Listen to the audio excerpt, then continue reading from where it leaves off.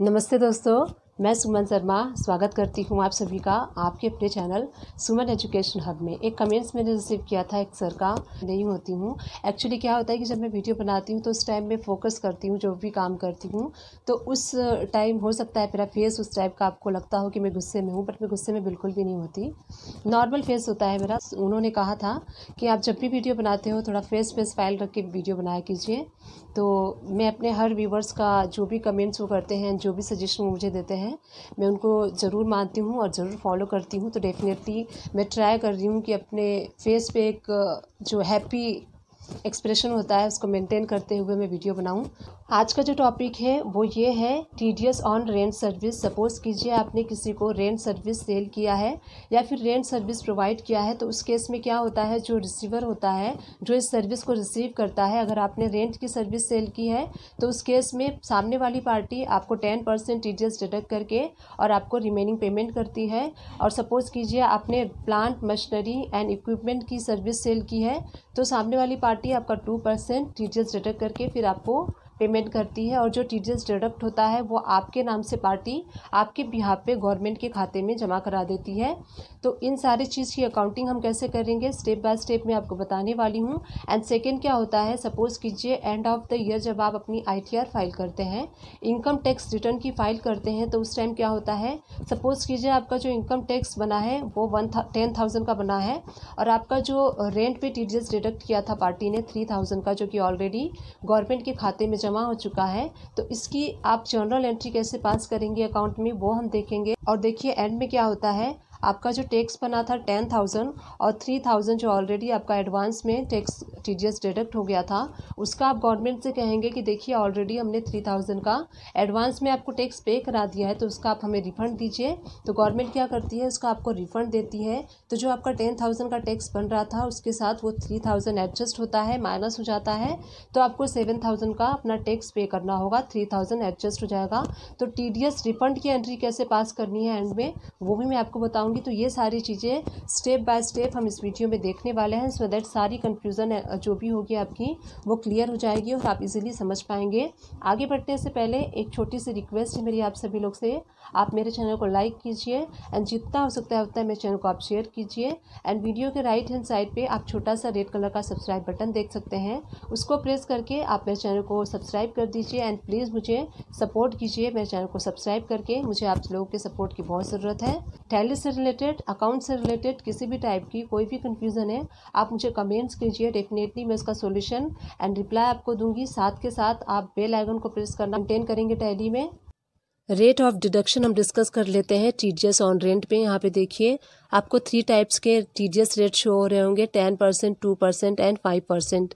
सबसे पहले वाला है payment on rent of land, building, furniture and fittings. इस टाइप का जो है वो देखिए किस एक्ट के अंडर में फॉल होता है, 194I। एंड थ्रेशोल्ड लिमिट इसकी क्या होती है, 2,40,000 ईयर में आप पे करते हैं या फिर मोर देन 2,40,000 करते हैं तो टीडीएस इस पे 10% डिडक्ट होता है। सेकेंड देखिए payment of rent on plant, machinery और इक्विपमेंट, ये देखिए सेम एक्ट के अंडर में फॉल होता है, 194I।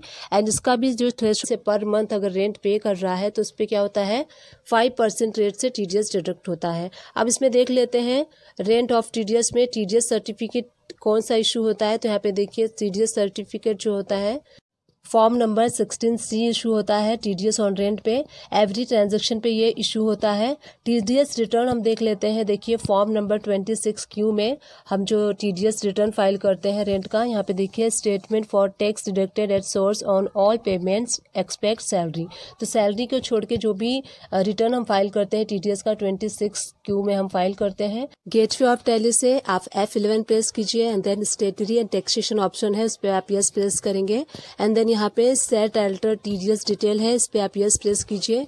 एंड सारी यहाँ पे डिटेल जो शो हो रही है वो आपको फिल करनी है। सपोज कीजिए अगर आप सर्विस सेल कर रहे हैं, उस केस में क्या होता है, सामने वाली पार्टी आपका टीडीएस डिडक्ट करके आपको पेमेंट करती है। बट अगर आप भी किसी से सर्विस ले रहे हैं, उस केस में क्या होता है कि आपको भी सामने वाली पार्टी का टीडीएस डिडक्ट करना होता है। अगर आप किसी से सर्विस लेते हैं तो आप इस ऑप्शन को यस करके यहाँ पे सारी डिटेल आप फिल कर लीजिए। टैन रजिस्ट्रेशन नंबर आपको फिल करना है। एंड देन नेक्स्ट ऑप्शन जो है tax deduction and collection account number means tan number आपको यहाँ फिल करना है। अगर आप किसी का टीडीएस डिडक्ट करना चाहते हैं तो आपके पास टैन नंबर होना चाहिए। डिडक्टिव टाइप यहाँ से आप फिल कर लीजिए, जो भी आपका टाइप है। डिडक्टर ब्रांच यहाँ पे study code, phone number, email and यहाँ पे देखिए set alter detail of person. तो यहाँ पे उस पर्सन की डिटेल आपको फिल करनी है। जो भी पर्सन आपका जो टीडीएस का सारा काम हैंडल करता है उसकी सारी डिटेल आएगी, नेम आएगा, डेजिग्नेशन आएगा, सारा ईमेल एंड फ़ोन नंबर सब कुछ आएगा। अब यहाँ पे देखिए रेट एंड एग्जम्पशन डिटेल में rate of TDS if pan is not available. अगर पैन कार्ड अवेलेबल नहीं है तो 20% आपका फ्लैट टीडीएस आपको डिडक्ट करना है। अब चलिए हम टैली में देने वाले हैं, उसका हम लेजर यहाँ पे क्रिएट कर रहे हैं। अंडर सन्ड्री डेटर्स क्या आएगा, जिसको हम सेल करते हैं वो सन्ड्री डेटर्स के अंडर में आता है। मेंटेन बिल बाय बिल जो है उसको यस कर क्रिएट कर लेंगे। अंडर ये आएगा इनडायरेक्ट इनकम के, क्योंकि हमारा ये इनकम है इनडायरेक्टली, तो इसीलिए हम इसको इनडायरेक्ट इनकम के लेंगे। और देखिए इस जीएसटी एप्चर ऑफ ट्रांजैक्शन आपकी लोकल पार्टी है तो यहाँ पे आपको सेल्स टैक्सेबल चूज़ करना है। अगर आपकी इंट्राग्रेटेड पार्टी है तो आप यहाँ पे नॉट एप्लीकेबल चूज़ कर लीजिएगा। अब देखिए टैक्सेबल आएगा, मैं आपको बताती हूँ। ये करेंट असेट्स के अंडर में इसलिए आएगा क्योंकि जो पार्टी हमारा जो टीडीएस डिडक्ट कर रही है वो हमारे बिहाफ पे गवर्नमेंट को पे कराती है। तो जो टैक्स होता है वो एडवांस में गवर्नमेंट के खाते में हमारे नाम पे सबमिट हो जाता है, इसलिए वो एक टाइप का एडवांस टैक्स होता है। इसीलिए हम इसको करेंट असेट्स के अंदर में सर्विस सेल कर रहे हैं तो इस मोड में हम एंट्री नहीं करेंगे, हम करेंगे अकाउंटिंग वाउचर में। तो आप Alt I प्रेस कर लीजिए या फिर आप यहाँ पे ग्रीन कलर का टैग देख सकते हैं, वहाँ पे आप अकाउंटिंग वाउचर शो हो रहा होगा ऑप्शन, उस पर क्लिक करके इस टाइप का वाउचर चूज़ कर लीजिए। सर्विस सेल के लिए हम इस वाउचर में एंट्री करते हैं। अब देखिए पार्टी नेम हम चूज़ कर लेंगे। पार्टी नेम चूज़ करने के बाद हमें पर्टिकुलर का ऑप्शन शो होगा। यहाँ पे आपको सर्विस चूज़ करनी है, जो भी सर्विस आप सेल कर रहे हैं उस सर्विस को आप चूज़ कर लीजिए। रेंट सर्विस आप सेल कर रहे हैं, सपोज कीजिए आपने रेंट सर्विस सेल किया है 50,000 का, उस पर आप CGST एंड SGST अप्लाई करेंगे क्योंकि हम इस पर टैक्स अप्लाई करेंगे, लोकल पार्टी है।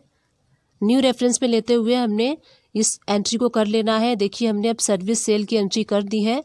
अब जब पार्टी आपको पेमेंट करेगी तो पार्टी आपके सर्विस पे टीडीएस डिडक्ट करके फिर आपको वो पेमेंट करेगी। तो चलिए इसका हम एंट्री कर लेते हैं। अगेन हम वी वाउचर प्रेस करेंगे एंड यहाँ पे आप रिसिप्ट वाला वाउचर सेलेक्ट कर लीजिए, डेट चेंज कर लेंगे। अब हमें यहाँ पे उस पार्टी को क्रेडिट करना है जिस पार्टी से हम पेमेंट रिसीव कर रहे हैं। देखिए आपको करेंट बैलेंस शो हो रहा होगा 59,000, तो सारा अमाउंट आपको यहाँ पे क्रेडिट कर लेना है। एंड अगेंस्ट रेफरेंस में आप वो इनवाइस चूज़ कर लीजिए जो इनवाइस के अगेंस्ट आप पेमेंट रिसीव कर रहे हैं। अब देखिए आपको यहाँ पे डेबिट क्या करना है। डेबिट आप वो वाला लेजर करेंगे टीडीएस रिसीवेबल ऑन रेंट, जो हमने लेजर क्रिएट किया था अंडर करेंट असेट्स के। तो देखिए हमने सर्विस कितने की सेल की थी, रेंट वाली 50,000 का हमने सर्विस सेल किया था रेंट का। तो जो टीडीएस डिडक्ट होगा वो 50,000 पे 10% होगा। देखिए कई लोग कंफ्यूज रहते हैं, टीडीएस के जो भी रिमेनिंग पेमेंट है हम यहाँ पे एडजस्ट कर लेंगे और इस तरीके से हम एंट्री करेंगे जो हम पार्टी से रिसीव करेंगे टीडीएस डिडक्ट होने के बाद। तो चलिए हम बैलेंस शीट में चल के इसका effect income tax return file करेंगे। तो जो भी आपका टैक्स बनेगा उसके साथ इसकी एडजस्टमेंट की एंट्री पास करेंगे और आप इस जो एडवांस टैक्स है उसको आप एडजस्ट करेंगे। सपोज़ कीजिए अगर आपका 10,000 इनकम टैक्स बनता है तो ये 5,000 एडजस्ट हो जाएगा उसके साथ, और 5,000 का ही आपको गवर्नमेंट को टैक्स पे कराना होगा। तो इसके लिए हमें एक एडजस्टमेंट एंट्री जनरल वाउचर में पास करनी होगी। चलिए देखते हैं कैसे हम उसको पास करेंगे। गेटवे ऑफ टैली से आप वी प्रेस कर लीजिए एंड जनरल वाउचर आप सेलेक्ट कर लेंगे। डेट आप सेलेक्ट कर लीजिए जिस डेट में आप इसके एडजस्टमेंट की एंट्री पास कर रहे हैं।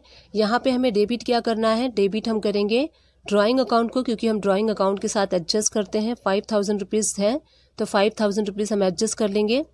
उसके बाद देखिए यहाँ पे हम क्रेडिट करेंगे टीडीएस रिसीवेबल ऑन रेंट।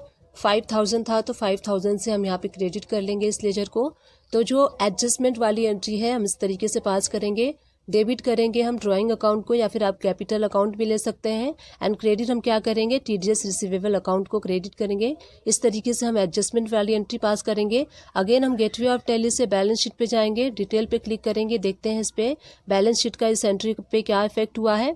आप देखेंगे यहाँ पे कैपिटल अकाउंट का जो बैलेंस था पहले 5 लाख रुपीज़ था, अब ये 5,000 लेस होके 4,95,000 हो गया है।